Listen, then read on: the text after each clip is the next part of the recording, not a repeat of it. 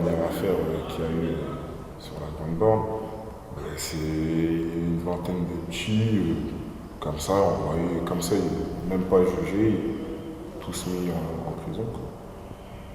Sans être même jugés, sans rien, comme ça. Il y a une libération de la parole, mais en vérité, tu vois, c'est comment dire, ça, ça change pas les comportements que les gars ils ont dans les quartiers. C'est ça le grand problème. C'est que ok, on reconnaît par les textes qu'il y a du contrôle aux faciès. Ok. Mais c'est tout. Dans le concret, les gens élus dans les quartiers, il n'y a pas de changement. Que ce soit dit aujourd'hui, c'est très bien. Que ce soit reconnu, c'est très bien. Maintenant, sur le terrain, le problème, c'est que sur le terrain, c'est comment dire, c'est un gros travail. C'est-à-dire, l'État doit réformer sa police. Tant qu'ils n'ont pas réformé leur police de fond en comble, il n'y aura pas de changement. Plein de chômage, il n'y a rien qui change, franchement. Et le pire, c'est que ça génère du racisme avec les gens, c'est-à-dire d'autres classes sociales qui sont pauvres, mais qui sont blanches, qui, elles, la fois, j'ai regardé un reportage sur le FN, des mecs, ils étaient dans les coins ruraux de la France, et ils disaient, vous avez vu ces quartiers, ces étrangers, qu'on gaffe de subventions. C'est-à-dire, en faisant ça, d'ailleurs, ils font un business sur nos têtes. On ne touche pas l'argent.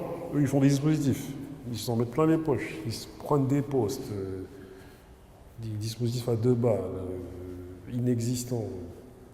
En plus, ça génère du racisme avec ceux qui ne bénéficient pas des politiques villes et qui pensent que nous, on se gave avec des subventions de l'État, alors que rien du tout.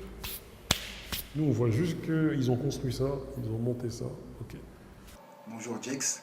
Alors ma question ce sera, est-ce que tu penses que le dialogue entre les policiers et les habitants des quartiers, les jeunes plus précisément, est encore possible? Est-ce que toi par exemple demain si on te proposait de discuter avec des policiers, ça t'intéresserait ou tu trouves que ça ne sert à rien et que ça ne changera pas le problème? Voilà. Je dirais que c'est possible, oui et non. C'est en fait pour plein de raisons. En fait, avec les bons policiers, ouais, ça serait bien. Avec des bons policiers, ça serait bien. C'est quoi un bon policier pour toi? Un bon policier, c'est quelqu'un d'humain, normal, respectueux, poli. Quelqu'un d'humain, franchement, quelqu'un de simple, quelqu'un à la même hauteur que tout le monde, quoi. Pendant un contrôle, discuter tranquillement, ouais. Ça veut dire, franchement, je pense qu'avec certains policiers, c'est possible. Même pendant les contrôles, vu que lui et moi, on se ressemble sur certains points, c'est-à-dire on peut discuter, tu vois. Je sais qu'il y a une époque où, quand Sarkozy était en place, je me faisais contrôler 3 ou 4 fois par jour. Et à Grigny, les mecs, ils arrivaient, flashball dans ta tête, vous sortez, tu vois, ils étaient là. Et plusieurs fois, tu as vu, j'ai lancé le débat avec des mecs en leur disant, mais attendez, mais pourquoi vous êtes agressifs comme ça? Calmez-vous là. Vous voyez pas que vous êtes des pions de Sarkozy qui vous utilisent. Et les mecs, carrément, il y en a un qui se lâchait. Il me disait, bon, franchement, je vous dis, si on avait reçu des ordres, il y en a un mec qui m'a dit, on a des objectifs de résultats. On est obligé de faire des contrôles, tout ça. Je dis, après un dialogue avec la police et les jeunes, j'en reviens à ce que je disais initialement, tu vois. Si on réforme la police totalement, vraiment avec une vraie réforme et que les policiers qui sont face aux jeunes soient des policiers issus d'une autre formation, ouais, pour que ça change quelque chose.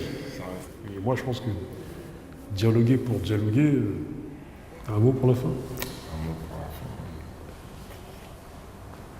Franchement, bon courage à tous.